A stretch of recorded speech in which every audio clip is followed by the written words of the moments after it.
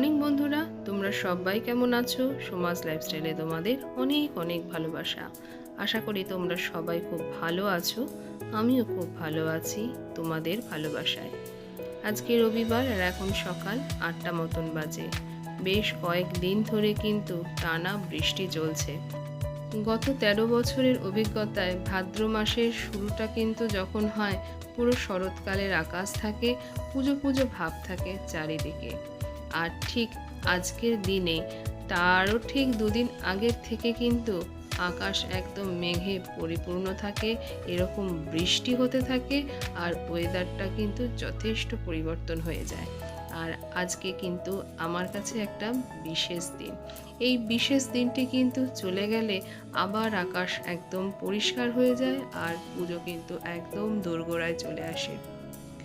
আজকে 15ই সেপ্টেম্বর রবিবার আর আজকে আমার শ্রীমতীর জন্মদিন। 15ই সেপ্টেম্বরটা আমার কাছে যতটা বেশি গুরুত্বপূর্ণ, ঠিক সমানভাবে কিন্তু গুরুত্ব পায় 1লা সেপ্টেম্বর। তার কারণ 1লা সেপ্টেম্বর কিন্তু আমি চেক আপে যখন গেছিলাম আমাকে ভর্তি নিয়ে নিয়েছিল আর শ্রীমতী কিন্তু হয়েছিল বৃহস্পতিবার 15ই সেপ্টেম্বর।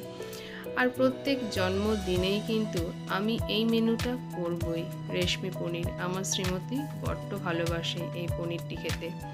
আর পনিরটি যখন রান্না করছিলাম তখন থেকেই কিন্তু আমার শ্রীমতী খাওয়া শুরু করে দিয়েছে।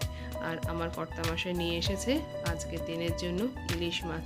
আর ইলিশ মাছটার মধ্যে ছিল একদম ডিমের ঠাসা।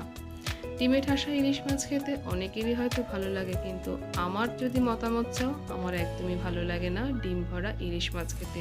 আমার যেন মনে হয় তাতে করে মাছের স্বাদটা অনেকখানি চলে যায়। আর করেছি আমাদের মেনুতে, আজকে জন্মদিনের মেনুতে আছে আজকে কিন্তু সর্ষে ইলিশ। আর সর্ষে ইলিশটা খাওয়া হবে কিন্তু আমার কর্তামশাইয়ের পছন্দ অনুযায়ী গরম গরম দেরাদুন চালের ভাত দিয়ে। আর মেনুতে আছে পোলাও আর চিকেন। প্রত্যেক বারের মতন কিন্তু চিকেন ফ্রাই, চাটনি আর পায়েসটা দিদি করেছে, আর সেই ভিডিওটাই করা হয়নি। আজকে এত বারবার ওপর নিচ করতে হয় আমাকে, আর যার ফলে না হাতে যে মোবাইলটা নিয়ে আমি সবসময় নামবো সেটাও আর হয়ে ওঠে না। তবে প্রত্যেকবারের তুলনায় এবারে শ্রীমতীর জন্মদিনটা কিন্তু একটু অন্যরকমভাবেই পালন করা হলো।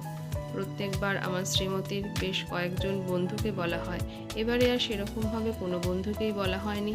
আমাদের বাড়ির সবাই আর আমার বাপের বাড়ির সবাই, আর আমার এক ননদকে বলা হয়েছিল, কিন্তু ও বলেছিল যে যদি পারে তো আসবে। আর শ্রীমতীর এই দুই বন্ধুকেই শুধু বলা হয়েছিল, দেবস্তুতি আর দেবস্তুতির বোন, তাও কি একদম শেষ মুহূর্তে বলেছিলাম। আর এদিকে তো পোলাওয়ের জন্য প্রস্তুতি নিয়ে নিয়েছি। এদিকে একটা গামলা পোলাওয়ের জন্য এই চালটা ধুয়ে ঝরঝরে করে নিয়েছি, আর এই চালটা এখনও ধোয়া হয়নি।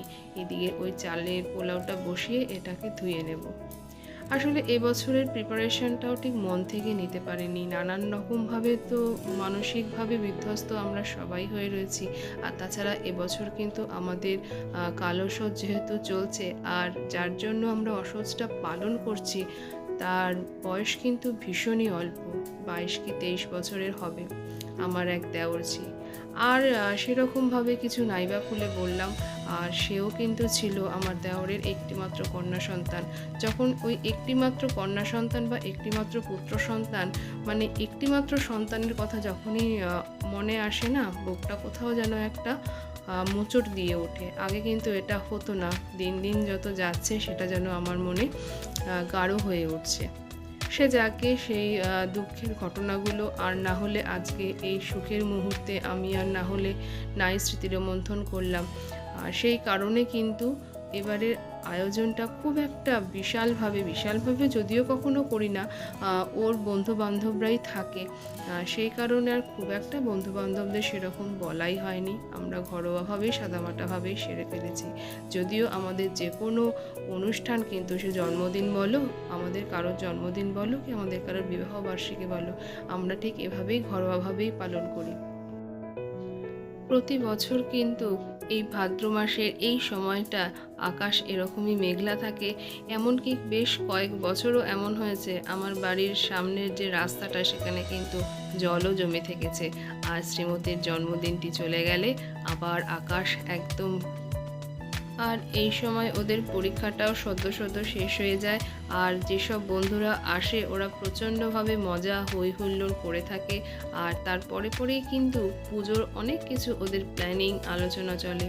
কিন্তু এবছর যেহেতু আর সেরকমভাবে সব বন্ধুদের বলাও হয়নি, আমার শ্রীমতীও হয়তো সেরকমভাবে খুব একটা আনন্দ করতে পারেনি, তবু যেটুকুনি করেছে ওতেই কিন্তু ও সন্তুষ্ট হয়েছে। ওই যে বললাম, এই বছর আমার মন মানসিকতার দিক থেকে আমি খুব একটা তৈরি ছিলাম না যে একটু ভালোভাবে করব। কোথাও যেন আমি একটু হলেও বিধ্বস্ত ছিলাম। কিন্তু আমার কর্তামশাই কিন্তু বারবারই বলেছিল যে দেখো, সেরকমভাবে যেরকমভাবে প্রত্যেক বছরই আমরা করে থাকি, আমাদের তো একটি মাত্রই সন্তান, আর প্রত্যেক বছর তো এই দিনটাকে একটুখানি হলো অন্যরকমভাবে পালন করে থাকি। তো কিন্তু আমি কোথাও যেন একটু হলেও রাজি ঠিক হয়ে উঠতে পারিনি। আমার মন মানসিকতায় সেরকমভাবে একটা কাজ করে ওঠেনি। তবে আমার বাবু ওকে এখন আশীর্বাদ করছে, তবে আমার বাবুর আসার কিন্তু এবছর কথা ছিল না। আমার বাবুরও শরীরটা খুব একটা ভালো নয়। গতবার মানে কয়েক মাস আগে যখন বাবু আমার বাড়িতে এসেছিল, আমার বাড়ি থেকে যাওয়ার পথে কিন্তু বাবু রাস্তাতে অসুস্থ হয়ে পড়েছিল। তাই এখন না তার বেরাতে একটু ভয় করে, একা একা বিশেষ করে। তবে যেহেতু বৌদির বাবা বাবুর সঙ্গে এসেছে, আর প্রথমে বৌদির বাবাও আসতে চায়নি, এবার বাবু যেহেতু পরের দিকে আসতে চেয়েছে তাই বৌদির বাবাও এসেছে। এইটাই আমার কাছে একটা পরম পাওয়া ছিল যে এবছরের জন্মদিনটাতে বাবু এসেছে। প্রথমে যখন শুনলাম যে বাবু আসতে পারবে না, মাও বলেছিল তার নাতনির জন্মদিনে আসবে না, তখন বলেছিলাম যে না। আর পরে যখন জানতে পারলাম যে বাবু আসবে, বৌদির বাবা আসবে, এটা কিন্তু আমার কাছে একটা পরম পাওয়া ছিল। তবে জন্মদিনের আয়োজনটা কিন্তু এবছর দুপুরবেলাতেই করা হয়েছিল, যেহেতু রবিবার পড়েছে। আর গত কয়েক বছর আগেও ওর দুবার জন্মদিন রবিবার পড়েছিল, সে বছরও কিন্তু আমরা দুপুরবেলাতেই আয়োজন করেছিলাম। আর এবছরও রবিবার পড়েছে, তাই রবিবারই সমস্ত আয়োজনটা করা হয়েছিল দুপুরবেলাতেই। দেখতে দেখতে আমার শ্রীমতীও কিন্তু বেশ অনেকখানি বড় হয়ে উঠল। আমার আজকের দিনে দাঁড়িয়ে কিন্তু ওর সেই প্রথম জন্মদিনের স্মৃতিগুলো আমার মনে পড়ে যাচ্ছিল। তারপরে ধীরে ধীরে যখন স্কুল জীবনে প্রবেশ করলো, তখন একটা দুটো করে বন্ধুদের বলা, তারা এসে হই হট্টগোল করা, বা স্কুলে চকলেট নিয়ে যাওয়া, বন্ধুদের দেওয়া, সে সমস্ত স্মৃতিগুলোই কিন্তু আজকে আমার ভীষণভাবে মনে পড়ছিল। এরপর তো আরও বড় হওয়ার পালা আছে, আরও কঠিন পথ চলার বাকি আছে, এবং আমরা তো সবসময় সেটাই ঠাকুরের কাছে প্রার্থনা করি, এই ওর কঠিন চলার পথ, আগামী কঠিন চলার পথ যেন সবসময়ের জন্য সুগম হয়ে যায়। এবং তোমরাও সেই আশীর্বাদটাই আমার শ্রীমতীকে করো যে ওর আগামী ভবিষ্যতের কঠিন চলার পথটা যেন সুগম হতে পারে। তবে আজকের দিনে একটা কথা বলে রাখি, আমার শ্রীমতীর নাম কিন্তু প্রথমা। অনেকেই ভাবে যে আমার মেয়ের নাম হয়তো শ্রীমতী। আর অনেক দিন আগে আমার এক বন্ধুই জিজ্ঞাসা করেছিল যে তুমি ওকে শ্রীমতী ডাকো কেন? শ্রীমতী তো ডাকা হয় কোনো মেয়েদেরকে যখন বিয়ে হয়ে যায় তাকে ডাকা হয় শ্রীমতী বলে। আমি কিন্তু আমার মেয়েকে আদর করে শ্রীমতী ডাকি। আর এছাড়া তো অনেক কিছু নাম আছে, মাম্মাম, মামাই, যখন যেটা মনে আসে তখন সেটা ডাকি।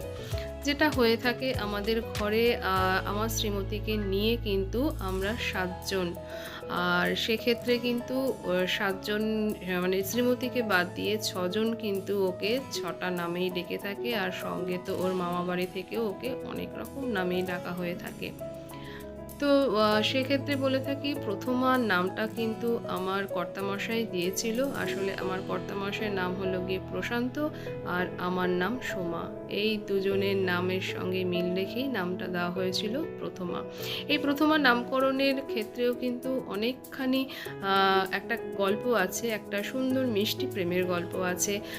আমার কর্তামশাইয়ের খুব শখ ছিল তার যেন কন্যা সন্তানই হয়, যেহেতু সে কন্যা সন্তান ভীষণ ভালোবাসে।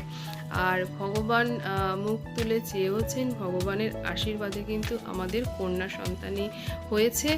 আর কন্যা সন্তান হওয়ার আগে কিন্তু মানে আমার শ্রীমতী হওয়ার আগেই কিন্তু ওর নামকরণটা করা হয়ে গেছিল আমার আর কর্তামশাইয়ের মধ্যে। তাই সেক্ষেত্রে আমরা আর দ্বিতীয় কোনো নামকরণ করার চেষ্টাই করিনি। আর ভগবানও যেন এরকমভাবেই আশীর্বাদ করেন আমাদের ওপরে, এই কামনাটাই করছি। আর কিছু বেশি বকবক করব না, এরপরে আশীর্বাদ পর্ব। আর এ হলো গিয়ে ওর সবচেয়ে প্রিয় খুনসুটি করার জায়গা ওর দাদাই, আমার ভাসুরপো। তা বলতে গেলে আমাদের আমাদের এই ছেলে আর আমাদের মেয়ে, এই নিয়েই কিন্তু আমাদের সংসার। তো চলো এরপরে কেক কাটার পর্বটা সেরে ফেলা যাক। ও হ্যাঁ, ও যে হোয়াইট কালারের ড্রেসটা পরেছে এটা ওর মামি ওর মিমি দিয়েছে।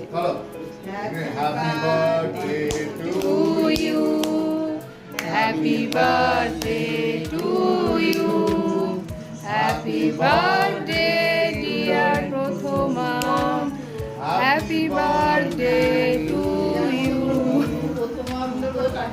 আর এটা জোরে হাততালি দাও সবাই।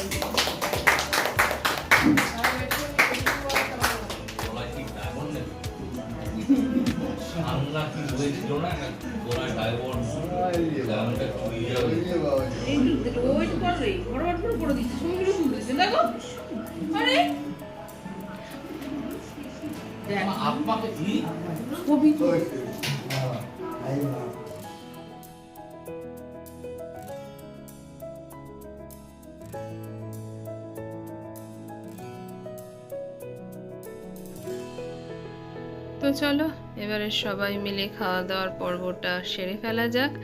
আর মেনুতে তো কী কী ছিল সেটা বলেছি, তবু আরেকবার বলে দিই। দেরাদুন চালের ভাত আর সাথে ইলিশ মাছ, ডিম ভর্তি ইলিশ মাছ, তারপরে পোলাও, চিকেন ফ্রাই, চিকেন আর চাটনি, পায়েস, আর চাটনির সঙ্গে দিদি আবার পাঁপড়ও ভেজে রেখেছিল।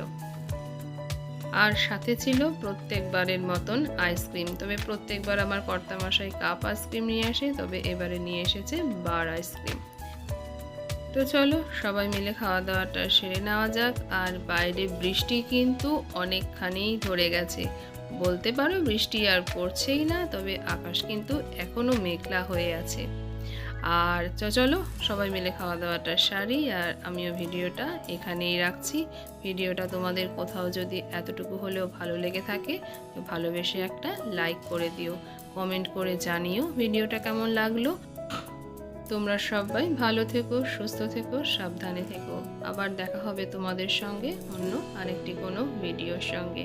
আর কদিনে একটু ব্যস্ততা থাকার জন্য কিন্তু আমি সবার ভিডিও ঠিক সময় মতন দেখতেও পাচ্ছিলাম না।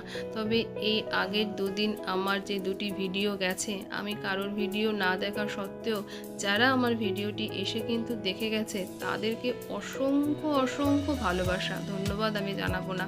তারা জানে যে আমি তাদের সময়ের মূল্যটা ঠিক ফেরত দিতে পারবো, এবং এটা ভেবেই আমার এতটা ভালো লাগছে যে কজনই আমার ভিডিওটা কিন্তু আগে থেকে এসে দেখে গেছে তারা কিন্তু আমাকে এতটুকু হলেও বিশ্বাস করতে পেরেছে। আর এখানেই কিন্তু আমার সার্থকতা। যা গিয়ে সে অনেক কিছুই হয়তো জ্ঞান বা যাই হোক কিছু হয়তো দিয়ে ফেললাম। আর তোমাদের সবার জন্য রইল এক আকাশ ভরা ভালোবাসা। এভাবেই তোমরা আমার পাশে থেকো, আর আমি তো অবশ্যই তোমাদের পাশে আছি। তো চলো আর বেশি কিচ্ছু বললাম না, তোমরা সবাই ভালো থেকো, সুস্থ থেকো, সাবধানে থেকো।